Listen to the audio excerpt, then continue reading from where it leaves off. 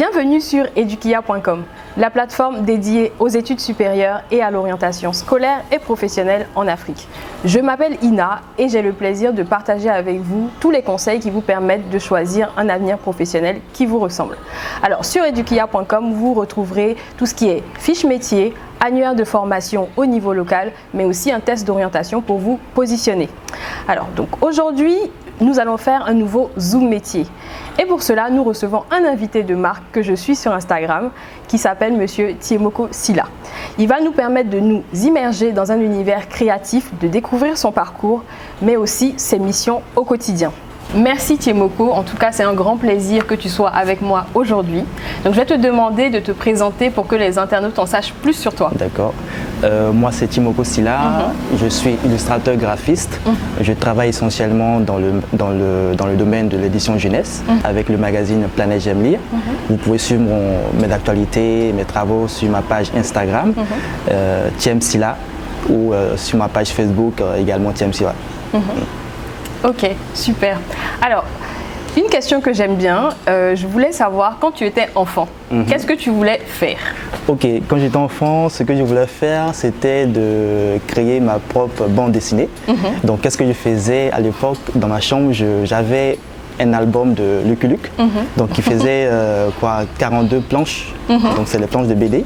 Ouais. Et ce que je faisais, c'est que j'ai reproduit au fait textuellement tout l'album complet de Lucky Luke sur mes pages RAM que j'avais chez moi à la maison. Et je les ai imprimés, je les ai agrafés, je les ai mis en couleur et tout. Et c'était ma première bande dessinée en fait, que j'avais créée. Tout à fait. Bon, en tout cas, bravo, on a envie de voir ça, si c'est possible de le revoir. Malheureusement, je pense qu'avec le temps, je pense que l'album est complètement disparu.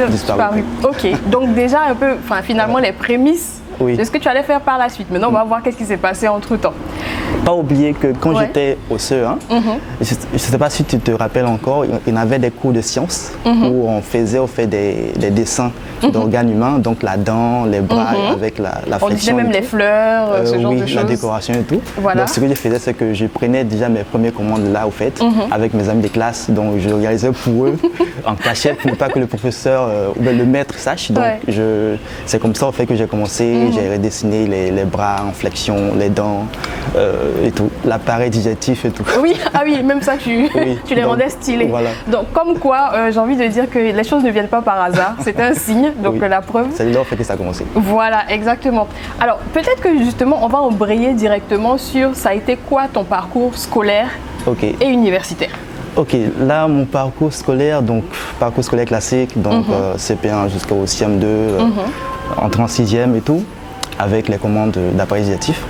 Ensuite, je rentre en seconde, en troisième, et on a deux filières, donc la filière scientifique et la filière littéraire. Comme je suis quelqu'un, je ne fais pas tout comme les autres. Donc, dans ma famille, en fait, ils ont tous eu un parcours littéraire, donc baccalauréat, A et tout, littéraire. Et moi, en fait, j'avais entendu parler de cette série scientifique, la fameuse série C scientifique et tout. Et je me disais, ok, ce serait pas mal fait de voir exactement ce que c'est. Donc je suis parti fait, par curiosité. Je me suis lancé dans le maths. Je me souviens que pour le premier trimestre de troisième, ma moyenne en maths était de 0,5. Ah d'accord. Donc ok, d'accord. Avec ça, je ne peux pas en fait faire une série scientifique. Mais qu'est-ce que j'ai fait? Comme toujours, je me suis inscrit au fait à des cours de renforcement avec mon professeur de mathématiques à l'époque. Et c'est comme ça au fait que je vais commencer à apprendre les mathématiques et à me diriger au fait vers la science et tout. Donc baccalauréat série D.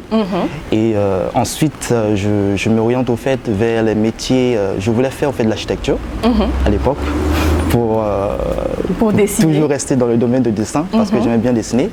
Malheureusement, en fait, en 2007, lorsque j'ai eu mon bac, il n'y avait pas encore d'école d'architecture en Côte d'Ivoire à Abidjan. Ça a été récemment en 2011 avec l'école qui se trouve à Cocody. À Cocody, c'est ça, oui. Donc ils ont ouvert en 2012, je pense. Mais à l'époque, il n'y en avait pas, au fait.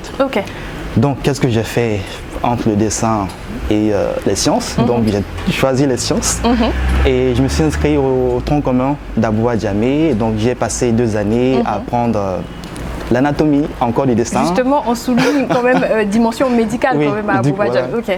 Donc l'anatomie, donc parmi les 10 matières qu'on avait, la matière qui m'intéressait le plus, c'était l'anatomie, parce qu'on dessinait encore les corps humains, donc c'était les crânes, les muscles, et là l'avantage c'était que c'était beaucoup plus détaillé au fait.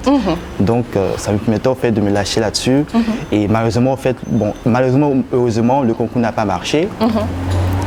Donc j'ai choisi au fait le domaine de la finance, parce que c'était le domaine qui se rapprochait un peu plus du côté sciences, mathématiques et tout. Donc je me suis lancé en finance à Pigé, Côte d'Ivoire. J'ai fait mon BTS à l'époque, en 2011. Et par la suite, j'intègre au fait un cabinet en audit et contrôle.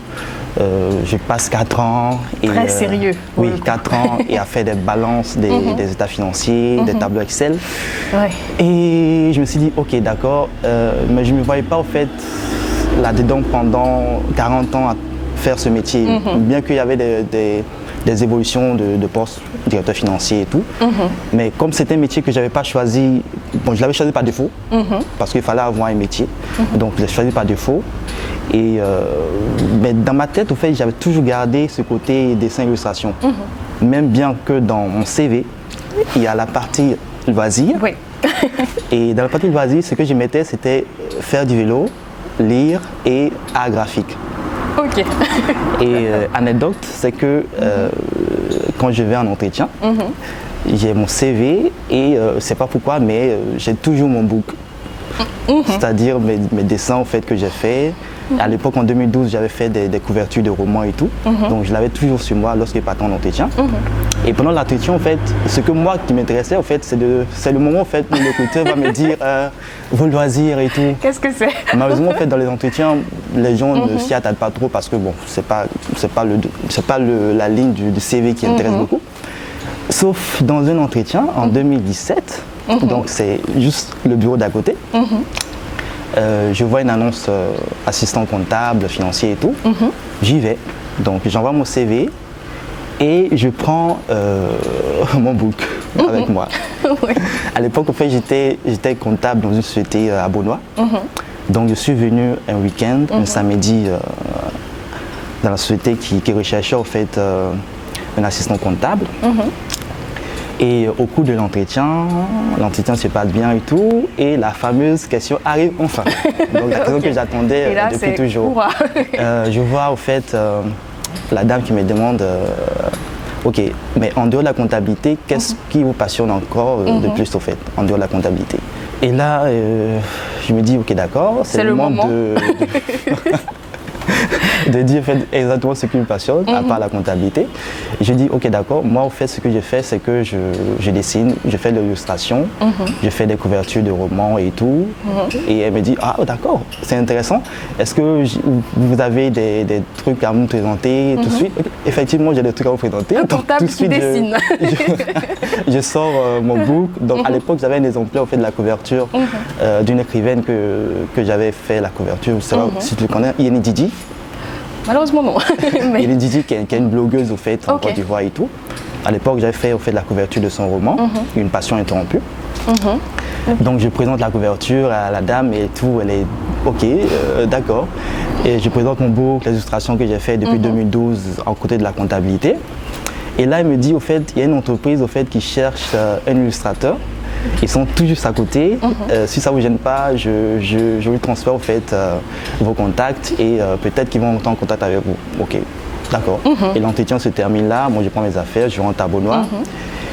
Et voilà comment je rentre au fait dans le domaine de la comptabilité à l'illustration. Ok, waouh. Donc, comme quoi, en fait, quelque part, ta passion, t'as fait suivre ce chemin et puis on aurait pu se dire ah oui c'est peut-être de la chance ou quoi il est tombé dessus, mais non, parce que c'est la chance qui a rencontré, c'est quelque part c'est l'opportunité qui a rencontré ta préparation.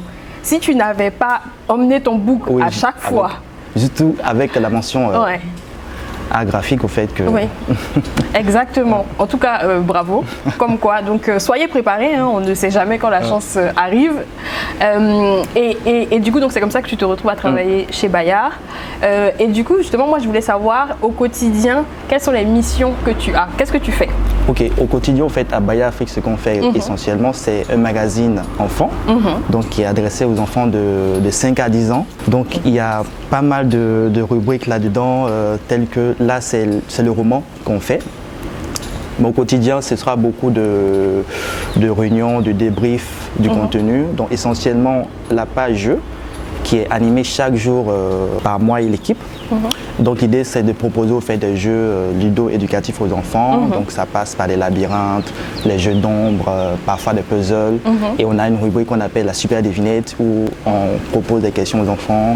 C'est pas des questions assez sérieuses, bon, c'est des questions sous forme de blagues au fait, des devinettes. Voilà. Donc au quotidien voilà ce que je fais. Et à côté également on a une rubrique dans le magazine, le roman. Qui représente 80% du magazine. Donc il arrive souvent que je suis en charge au fait d'illustrer un roman. Mais il ne faut pas oublier également qu'on travaille avec d'autres illustrateurs. Donc voilà. Ok, donc un magazine est produit, on va dire, avec différents illustrateurs qui vont apporter leur touche. Voilà. D'accord. Ça me permet d'avoir en fait un univers graphique différent à chaque mois. D'accord. Ok, super. Et est-ce que tu utilises des outils en particulier? Outils en particulier, crayon.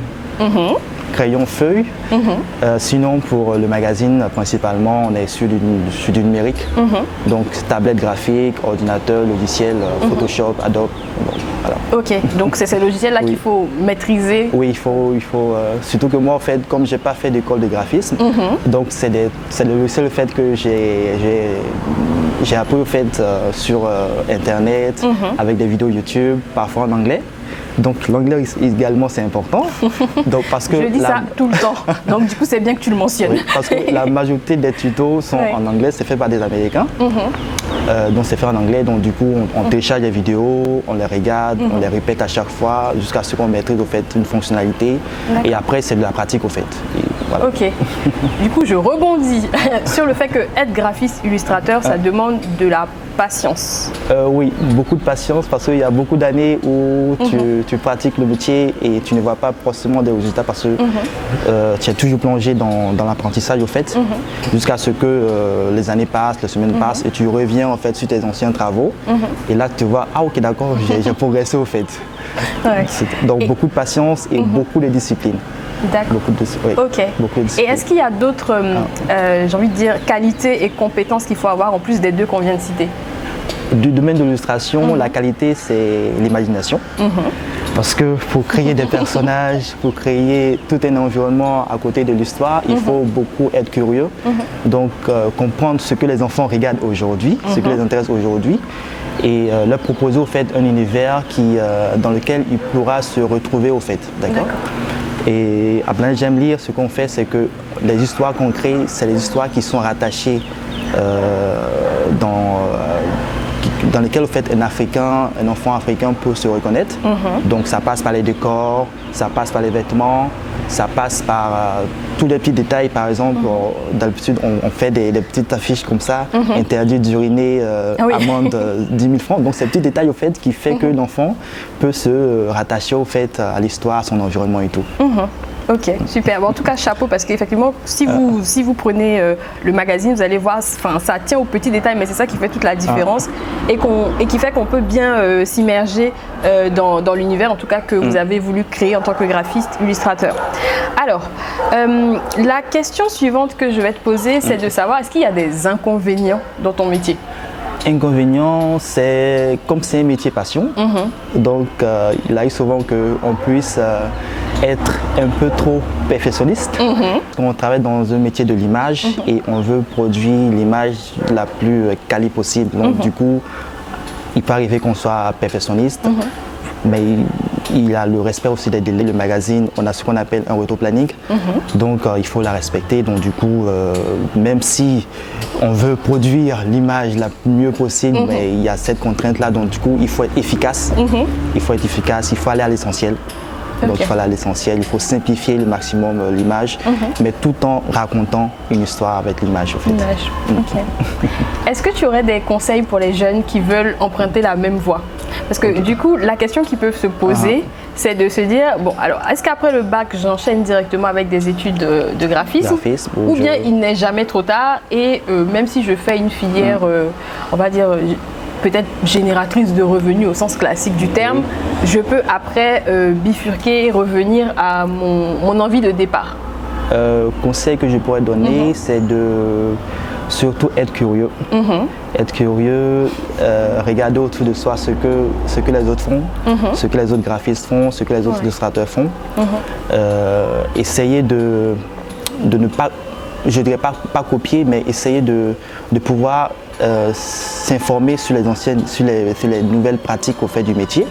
Donc ça passe par de l'auto-apprentissage. Malheureusement en Côte d'Ivoire, il n'y a pas d'école au sens strict qui forme exclusivement à l'illustration pure. On a l'INSAC, mais c'est vraiment de l'art graphique au sens large du terme. Mais si vous voulez vraiment vous orienter dans le domaine du graphisme, du dessin, vous pouvez faire soit pour le graphisme, une école sur la place, vous pouvez vous inscrire là-dessus. Mais pour vous-même, pour vraiment grandir en tant qu'artiste, graphiste et tout, il y a une grosse part de travail personnel à faire. Donc être curieux, s'informer, ne pas hésiter à aller sur Internet, aller regarder des tutos, passer beaucoup de temps à apprendre. Parce que c'est ce qui va en fait vous différencier des autres, qui va faire la différence au fait. D'accord, donc vous êtes prévenus, donc voilà, pour beaucoup de travail personnel, même si on ne s'oriente pas directement vers une filière, on va dire, dans le graphisme, il faut à côté se perfectionner soi-même. Alors, maintenant la question, on va dire, technique.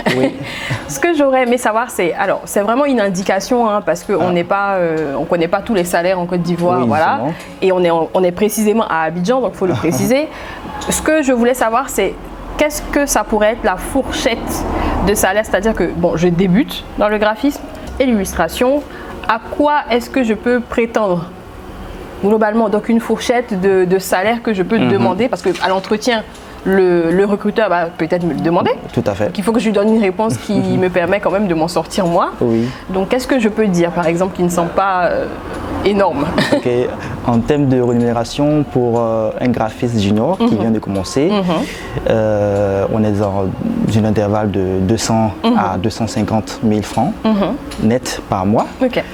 Qui peut évoluer vers le poste de graphiste senior, directeur artistique et tout.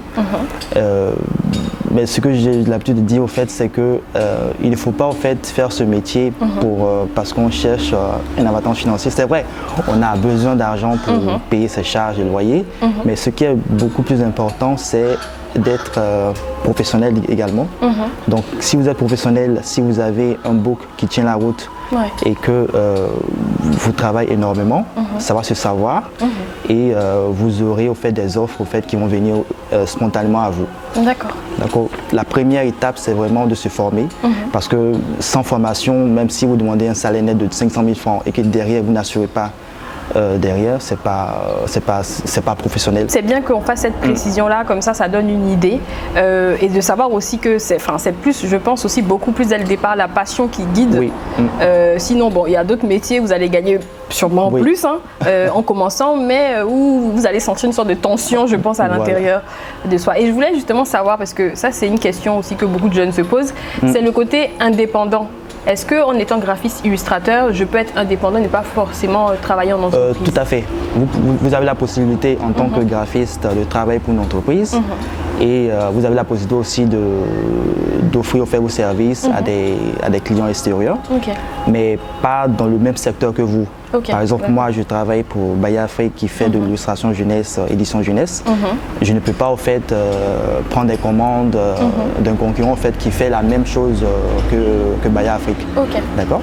Je peux, par exemple, faire des commandes, je dis n'importe quoi, pour une entreprise de transformation d'huile de coco et tout, mais pas de magazine, au fait, qui est adressé à la jeunesse. D'accord. Donc, en tant que graphiste, en tant qu'illustrateur jeunesse, vous avez la possibilité, au fait, de prendre des commandes avec d'autres personnes, mais pas dans le domaine dans lequel vous travaillez. D'accord, ok. Mais en tout cas, que le fait que la porte en tout cas soit ouverte, qu'il y ait d'autres possibilités, c'est intéressant, même pour l'évolution qu'on souhaite. Donc du coup, Timoko, je voulais te demander, est-ce que tu as d'autres choses que tu veux partager avec nous, notamment sur ton métier, sur ce que tu conseillerais, si tu as d'autres conseils, avant que nous puissions clôturer cet entretien?